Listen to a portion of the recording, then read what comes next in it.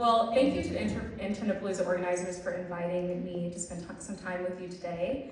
My name is Wint. I'm the press secretary and digital director for Representative Lauren Underwood.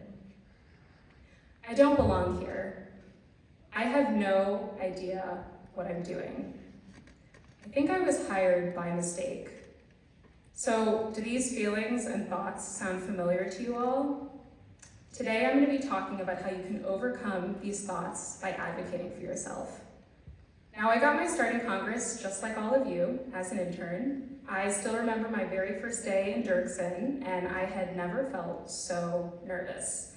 I had convinced myself that I would somehow make some type of mistake and absolutely cause the downfall of our democracy as we know it.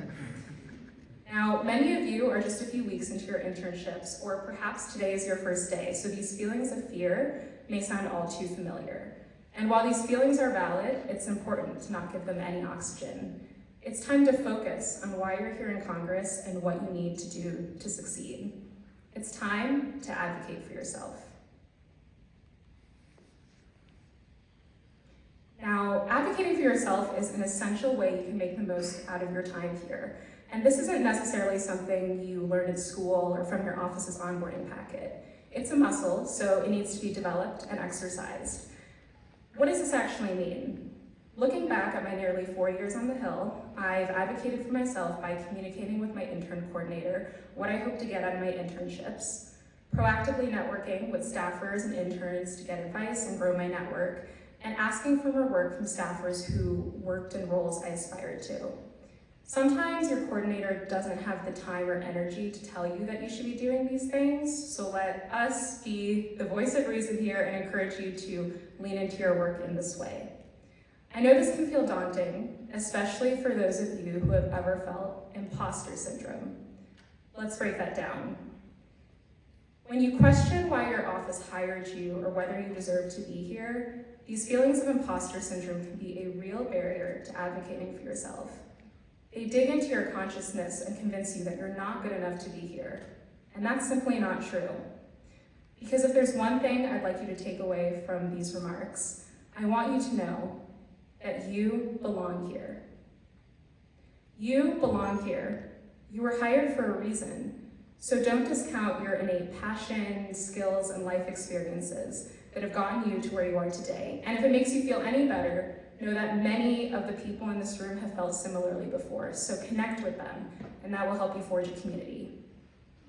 As you start to think about how you can implement the lessons you've learned here today, here are a few tangible action items, or not, that you can take with you. So if you haven't already done so, I encourage you to schedule a one-on-one with your intern coordinator to talk through your goals and ultimately how this opportunity will help you get to where you want to be.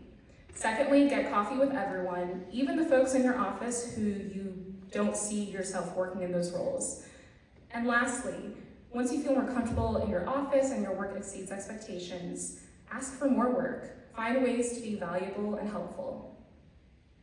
I want to end by saying that many of you may be scared to speak up and let your intern coordinator know when you don't know something. Here's a little secret. It's okay to not know how to do your job, especially as an intern. So don't be afraid to share with your coordinator that you don't know something, but that you're open to learning, because believe it or not, that is part of advocating for yourself. So for those of you here today who have ever felt fear or uncertainty that you don't belong here, I hope I've given you the reassurance you deserve and the advice you need the next time you feel imposter syndrome, so that you can succeed here in Congress and beyond. You belong here. Thank you.